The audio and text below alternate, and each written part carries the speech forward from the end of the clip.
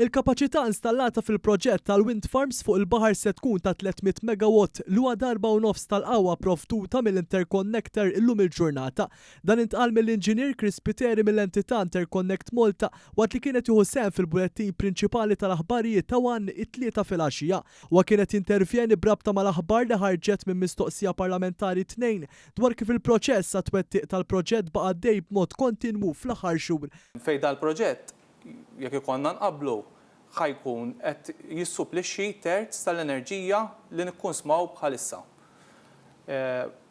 Jiġifieri dik hija l-ammont ta' enerġija li hija produċuta.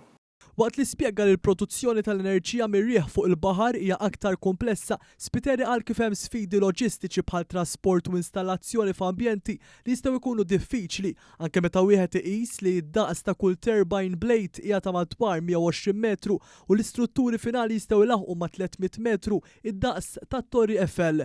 L-inġinier minn Interconnect Malta sostna li meta dan il-proġett ikun lest, kull unit ta' enerġija li tiġi prodotta mir-riħ u allura b'mod nadif se tnaqqas l-użu minn pajjiżna tal-fuels fossili. F'dan ir-rigward huwa fakkar kif minn barra li fi żmien li ġej se tirdoppja l-enerġija permezz ta' tin interconnector, il-Gvern diġà investa b'mod qawwi fl-enerġija li ġejja minn sorsi alternattivi bħal għajnuna li tingħata liċ-ċittadini u n-negozji għal pannelli fotovoltaiċi. Fl-istess ħin qal li għaddejja wkoll ħidma fuq batteriji fuq skala industrijali biex tinħażel l-enerġija l meta ikun meħtieġ.